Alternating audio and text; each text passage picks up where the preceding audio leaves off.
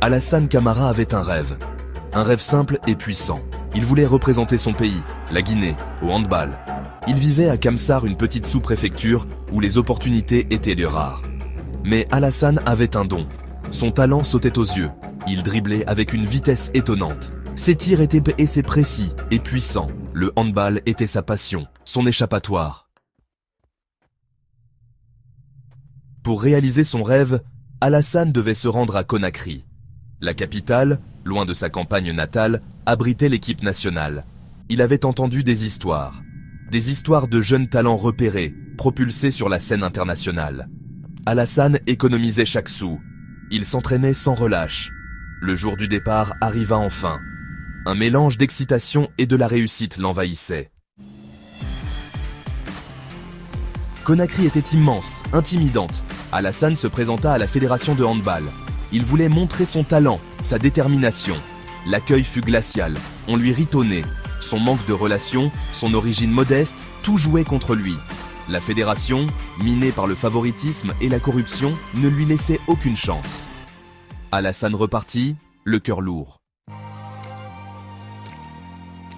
De retour à Kamsar, Alassane était abattu. Ses maigres économies envolées, il ne pouvait même plus se permettre un ballon neuf. Mais il refusait d'abandonner. Sa famille, bien que pauvre, le soutenait. Sa mère lui rappelait souvent « Alassane, le talent finit toujours par briller ». Ces mots étaient à son carburant. Il s'entraînait sur le terrain poussiéreux, imaginant le public l'acclamer.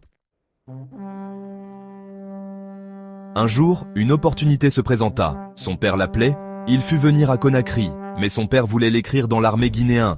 Mais Alassane ne voulait pas décevoir son père. Il demandait son grand frère et sa maman de convaincre son père acceptait l'idée un nuit. Son ami lui parla du Sénégal, un pays voisin où le handball était en plein essor. Là-bas, peut-être, son talent serait reconnu. Alassane n'hésita pas. Il fit ses adieux à sa famille, promettant de les rendre fiers. Le Sénégal était une nouvelle aventure, pleine d'incertitudes. La vie au Sénégal était difficile. Alassane enchaînait petits boulots et entraînements. Il dormait dans des conditions précaires. La faim était son quotidien. Mais il s'accrochait à son rêve. Son talent sautait aux yeux. Il intégra une équipe locale. Les Sénégalais le surnommèrent rapidement le Lion de Guinée pour sa férocité sur le terrain. Au Sénégal, Alassane découvrit la solidarité. Ses coéquipiers, touchés par sa détermination, le soutenaient. Ils partageaient de leurs maigres repas, lui offraient un toit lorsqu'il n'avait nulle part